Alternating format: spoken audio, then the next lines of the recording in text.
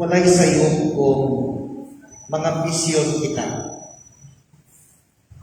Sa nagmay pakitang mga bata, o manakang pangutanan sa tuan. Kung unsa ang ato ang gustong himuon, kung kita managkong na, ato ang ambisyon. Sa mahimong doktor, mahimong madre, mahimong pare, engineer, mahimong ka alagad o sa kabilingman. Ang ambisyon mo pa nang makaigsuon ang ato ang drive aron nga ato ang makampot kung sa ato ang gitinguha sa tuang kinabuhi. Yan ang bitang tao na walay ambisyon, murag wala po siya ganing drive ato ang makita na walay kadasig ang iyang kinabuhi. Kamong mga kinikanan, kabantay ka kung ako, ang inyong mga anak, wala ka rin drive, wala ambisyon. Kada ganing, ura o satisfy na lang siya na sige kakot, sige o atbang sa cellphone, sige ulang ML, sige Facebook, sige selfie. Kada bitaw, mura o ka na, mag-uol ka mga ginikanan na, sa may ambisyon di mo. Sa man ang imuhang plano sa kinabuhi. Sige lang makapangingog mo din na. Sige na magkaroon ka ng lingkod, sige na magtulog. Importante din na atay ambisyon. Kay kung ang kini mga igsuon ang ato ang kadasig aron nga makabot nato ang ato ang mga plano sa kinabuhi. Atong nadungog sa itong Ebanghelyo karon nga ang tunga ka managsuon mga anak ni Zebedeo, si Santiago ug si Juan, nihangiyok sa Ginoo. Nagpadayag sila ang ambisyon. Magtutudlo, himuang kung maghari na ka, ang usa o lingkod sa imong tuo, ang usa sa imong wala.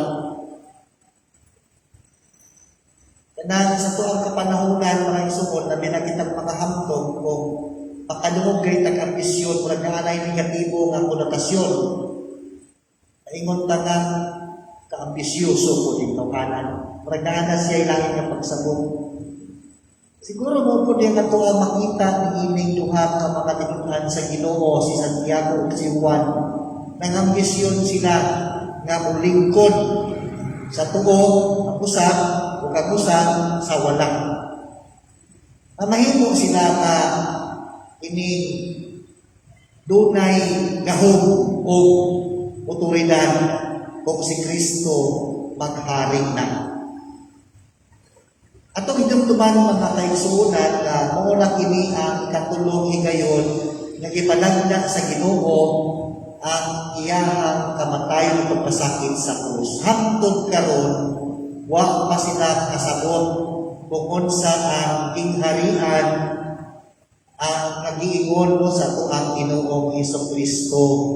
Nagtuo sila na ang Ginoong Hesukristo mulingkod nga hari ug sila kuna sila ako kaayo nga bahin ini kay naa sila nag-agilom sa kilid sa tuang Ginoong Hesukristo. Makita ninyo mga igsoon ang pamilyar kaayo nga pakita mo no, sa tuang konteksto, sa tuang kapanahunan. Na naabit tayo sa ka-leader, yan na kay mga galamay at mga galamay, mahupito'y mauna. Maunang hungit kung ang leader nahimo na siya inila o dako sa kabilingman. Siguro kini si Santiago o si Juan gusto parte. We are entitled mo siguro mo na ilang na na sige ni kuyog-kuyog si mong Ginoo siya ron wagig kay ihatag na posisyon sa buhat. Ang usa sa wala, ang usa sa tuo, right hand, left hand, kabubuan anak mga igsuon ng ipangayo ni Santiago o ni Juan. Kung sa giingon sa Ginoo, makainom makamo sa kupang akong imnon o pagbunyag sa bunyag na ako bunyagan. Sila mingon nga makahimo kami. Ang buti pasabot sa Ginoo nga ang bunyag buti pasabot nga nanaganing na-immerse ang Ginoong Hesukristo ni anak tawag sa pagsakripisyo sa iyang kinabuhi alam sa uban, alam sa tanan, sa kaluwasan. O kanang upa nga giingon mo kanang iyang sakripisyo kung sa iyang uban, siyempre, makahimo ni. At the back of their mind, sa wasta, may kondisyon. Buhatan ni nga imuhang mga suod na mga naay posisyon. Ang usa sa wala, ang usa sa tuo. Sahay, ano pupunta mo ng suod, no? Kanang patiyon na ito, entitled na ta. Daghan na tayo demands sa tuang inabuhi. Tungod kay naatay nahimo, tungod kay naatay gustong makampot. Abi ninyo, ang ambisyon dili siya sayo. Pero ang ambisyon kung wala siya'y kanang misyon, mga igsoon, na mahimong kini nga dili siya kini hagom sa tuang itinguha nga makaalagan kita sa katilingban. Kung ang ambisyon walay responsibilidad, kawang. Kung ang ambisyon walay motibasyon, kawang. Una, nagipahilumduman sila sa Ginoong Hesukristo nga be careful what you wish for. Kay kining ako ang kinabuhi, kung mo kini ang inyong sundon, kung mo kini ang inyong kanunay nga ipangayo na mahitabo sa inyong kinabuhi, kinahanglan nga anda mo sakripisyo, anda mo nga muhalad sa inyong kaugalingon alang sa pagpangalagan sa tuang kaigsuunan. Delikado na ang ambisyon kung wala kay ginahunang ambisyon. Delikado na ang ambisyon kung wala responsibilidad na gusto nimong pasanon. Delikado na ang ambisyon kung wala kay motivation. Ay, panagpata niya mga isuon. Kaya kung ingon ang bata na gusto ko mahimong doktor, ingon pa ang bata ay gusto ko makatabang, ayoko na kung ako ang mga silingan na naisakit. Kita. Itong ambisyon, papadlak sa itong kaugalingon. Kita usahay mga amto, ang atong ambisyon, gusto lang tang musika. Gusto lang ta na ilhon. Gusto lang ta na mapansin. Muna kadaghan sa itong mga hamtong mga ambisyoso, mga ambisyosa. Nangambisyon ka nga madato. Trabaho. Ayaw siyang pag-ingog mo. Nangambisyon ka nga maka tuman ka sa imuhang kini laraw sa kinabuhi pangalagan na maguyuban ng mga misyon o paganig kalihok o paganig nahimo o pay-agi. And that is precisely ang buot ipasabot sa Ginoo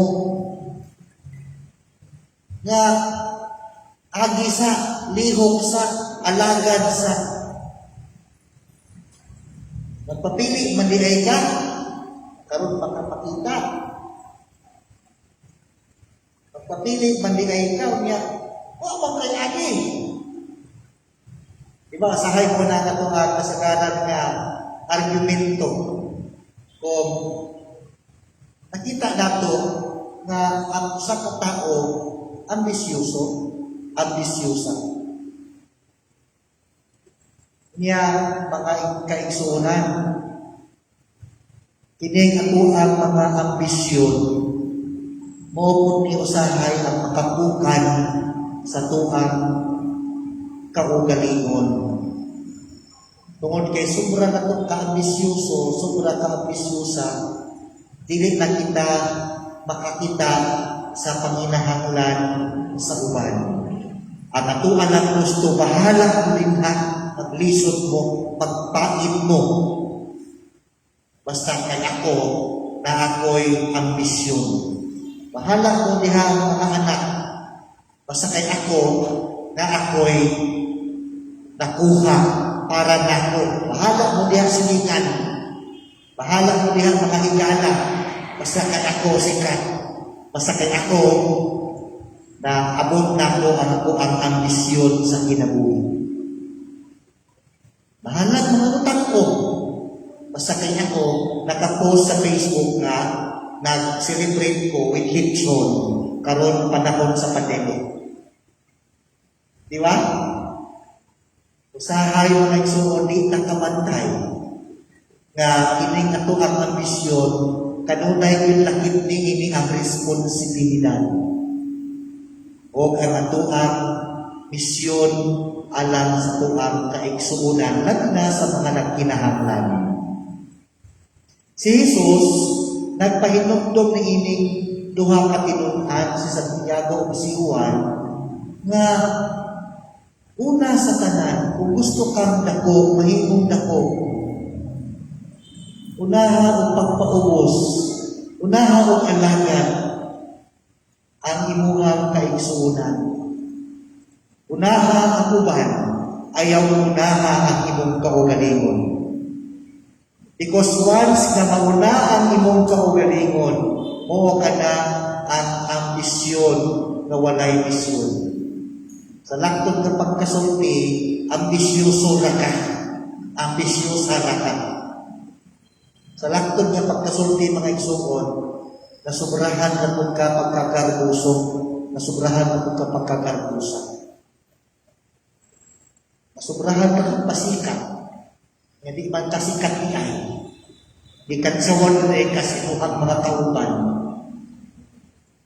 Sobrahan na kagpasikat no, sa imuhang mga naangkod sa kinabuhi nyo, pero inutang na ay. Sobrahan ka po sa Facebook, sa imuhang mga mag-umbag, Louis Vuitton sa panagdiha, pero okay na ni ay. Ambisyosa. Huwag maguna-una sa uban. Huwag maguna-una sa iyahang responsibilidad.